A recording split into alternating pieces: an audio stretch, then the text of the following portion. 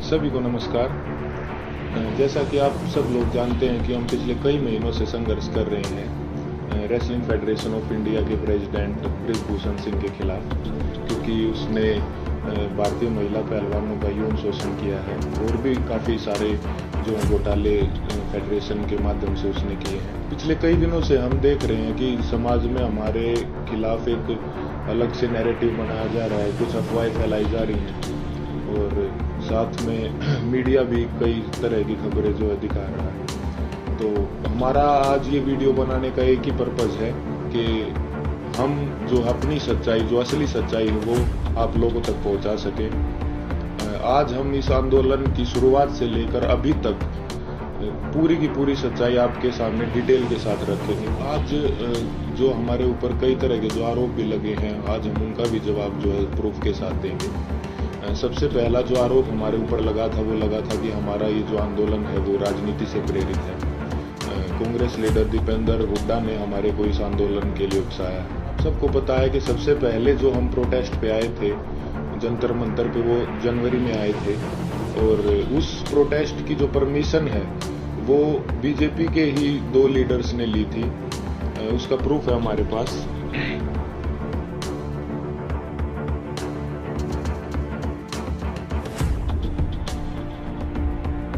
Protest की जो permission जो जंतर मंतर थाने से ली गई थी वो बीजेपी लीडर तीर्थ राणा और बीजेपी लीडर बबीता फोगाट ने जो वो परमिशन ली थी, जिसका प्रूफ भी अभी हमने आपको दिखाया। तो ये कैसे हो सकता है कि ये आंदोलन जो है वो कांग्रेस ने करवाया? गारंटी के साथ बोल सकते हैं कि 90% जो कुश्ती से जुड़े लोग हैं, चाहे वो पहलवान हो या कुश्ती से जुड़े हमारे कोचेज हों, उन सबको जो है ये पता था कि 10-12 साल से जो इस तरह की छेड़छाड़ जो महिलाओं के साथ जो है हो रही है, या उन किसी और कुछ लोगों ने देखा भी था, जिसका प्रूफ मीडिया में कुछ कोचेज ने दिया है। कई लोग जो है इसके खिलाफ आवाज़ उठाना भी चाहते थे, लेकिन हमारी जो रेसलिंग कम्युनिटी है उसमें एकता की कमी थी। अगर किसी ने जो सिंगल अगर ये आवाज़ उठाने का फैसला भी किया तो वो बात जो है रेसलिंग जो है फेडरेशन के प्रेसिडेंट तक पहुंच जाती थी और उस आदमी के कैरियर में दिक्कत आना स्टार्ट हो जाती थी। लगातार और बार बार हमने सभी को बताया है कि जो हमारी लड़ाई वो सरकार के खिलाफ नहीं है, हमारी लड़ाई जो है रेसलिंग फेडरेशन के प्रेसिडेंट के खिलाफ है, क्योंकि जो भी शोषण उसने किया है, जो भी रेसलिंग के लिए गलत किया है, वो उसने फेडरेशन के पद पर बने रहते हुए किया है। और हमारी लड़ाई सरकार से वैसे भी नहीं हो सकती, क्योंकि जो मैंने अभी आपको पीछे बताया कि जो है बृजभूषण भी जो है वो रूलिंग पार्टी से ही सांसद है और जो जिन्होंने प्रोटेस्ट की परमिशन ली वो भी जो है बीजेपी के ही लीडर हैं। तो इससे तो ये साफ होता है कि भाई हमारी लड़ाई सरकार के साथ नहीं थी। और हमारे ऊपर दूसरा आरोप ये भी था कि हम इतने टाइम तक चुप क्यों थे। तो इसके कई कारण हैं। सबसे पहले तो एकता की बहुत कमी थी, एक साथ कभी हम हो ही नहीं पाए। और इसका दूसरा कारण तो आप समझ ही सकते हैं कि माइनर जो लड़की जिसने 161 के बयान दिए, फिर 164 के, उसके कई दिन बाद जो है उसने अपने बयान बदले, क्योंकि उसके परिवार को डराया गया, धमकाया गया। तो सिंगल आवाज़ उठा भी कैसे सकते थे? कुश्ती में आने वाले सभी खिलाड़ी बहुत ही गरीब परिवार से होते हैं, उनमें हिम्मत नहीं होती वो इतनी बड़ी व्यवस्था और इतने पावरफुल आदमी के खिलाफ आवाज़ उठा सके। वो सब आप लोगों ने महसूस भी कर लिया होगा कि इंडिया के टॉप रेसलर्स ने मिलकर आवाज़ उठाई और उसके बावजूद भी उन्हें किन किन हालातों से गुजरना पड़ा। 28 तारीख को महिला पहलवानों के साथ जो व्यवहार हुआ वो पूरे देश ने देखा है। कैसे उनको ज़बरदस्ती घसीटा गया और कैसे जो उनको ज़बरदस्ती अरेस्ट किया गया, जबकि हमने कोई भी जो है कानून नहीं तोड़ा था, ना ही किसी संविधान का उल्लंघन किया था।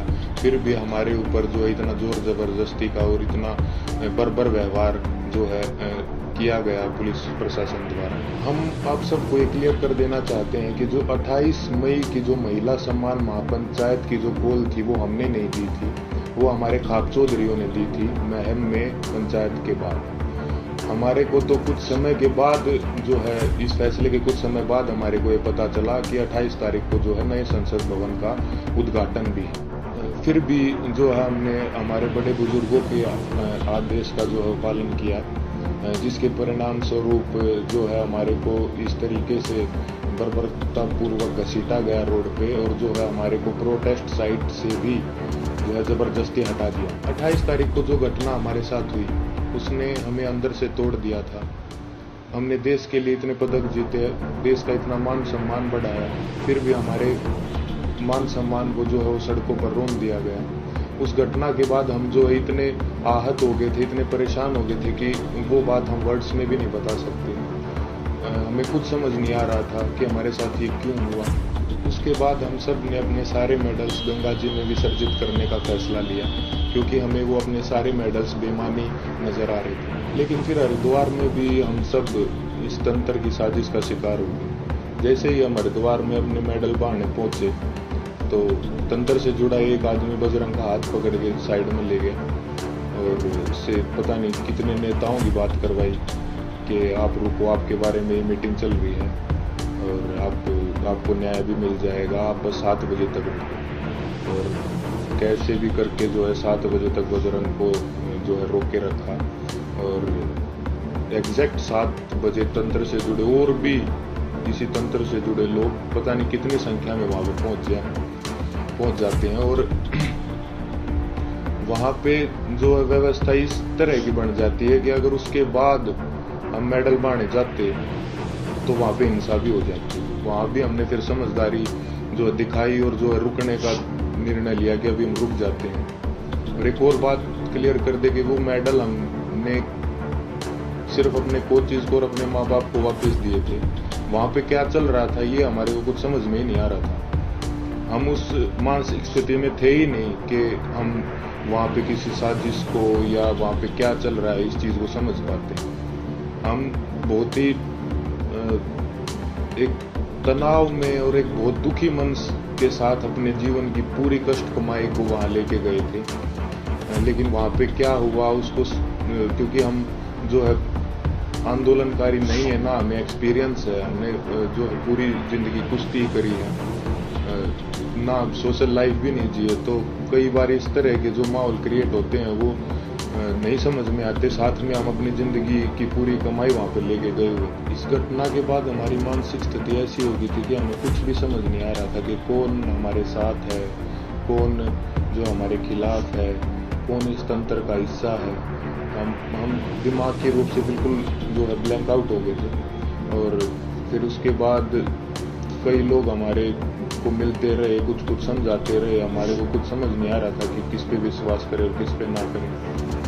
इसी बीच ये समझाया गया हमको कि होम मिनिस्टर सर से आपको मिलना चाहिए, क्योंकि जो है सारे समाधान वहीं से निकलेंगे। वहाँ पे सिर्फ अपनी बात रखने के लिए गए थे। और अब ये भी सुनने में आ रहा है कि कई खापे जो हैं वो हमसे नाराज हैं। मैं सबसे हाथ जोड़ के यही विनती करना चाहूँगा कि आप प्लीज़ अफवाहों पे ध्यान मत दो।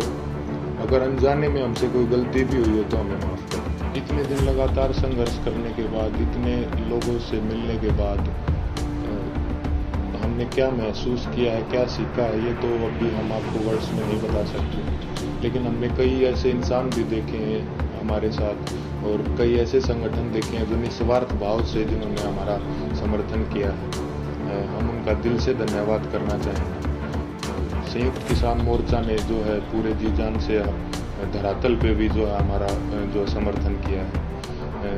भाई चंद्रशेखर रावण का भी मैं दिल से धन्यवाद करना चाहता हूँ, क्योंकि ये तंत्र जात पात में हमको बांटना चाहता था, लेकिन उस भाई ने हमारी दिल से सपोर्ट की है। तो चंद्रशेखर भाई का भी दिल से धन्यवाद। सत्यपाल मलिक जी का भी मैं धन्यवाद करना चाहूँगा। उन्होंने हमारे को प्रेरित किया कि कैसे बेबाकी से अपनी बात जो है रखी जाती है। साथ ही सभी महिला संगठनों का भी मैं जो है दिल से धन्यवाद करना चाहूँगा कि उन्होंने जितनी ताकत उनमें थी हमारा सपोर्ट किया है। तो साथ ही छात्रों का भी, हर एक उस इंसान का जो निस्वार्थ भाव से हमारे पास हमारे समर्थन के लिए आए, उनका हम दिल से धन्यवाद करना चाहेंगे। और हम चाहेंगे कि आगे भी मुसीबत के समय में आप हमारा ऐसे ही साथ दें। इसके लिए मैं धन्यवाद करना चाहूँगा बीजेपी लीडर जो हैं बबीता जी और तीर्थ राणा जी का, कि उन्होंने जो है पहलवानों को एकजुट करने का काम किया। साथ ही उन्होंने इस आवाज़ को उठाने के लिए उन्हें मोटिवेट भी किया। उसके बाद इन्होंने ही सरकार के साथ जो है मीडिएटर बन के जो पहलवानों को एक कमेटी का नाम देके जो है आश्वासन दिलवाया सरकार से, यही उसके बीच में जो है मीडिएटर थे।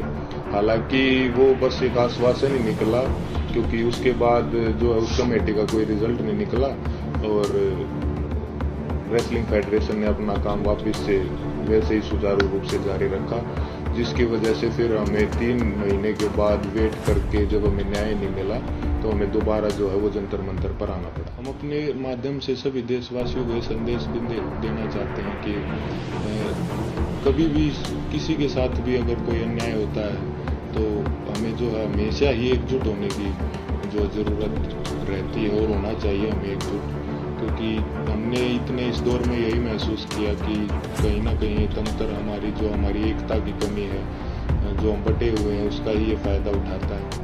किसी के साथ भी अन्याय हो तो आप प्लीज़ एक साथ आइए। अन्याय के खिलाफ निस्वार्थ और सच्चे मन से अगर हम कभी भी एकजुट होकर अन्याय के खिलाफ आवाज़ उठाते हैं तो आत्मा को बहुत संतुष्टि मिलती है।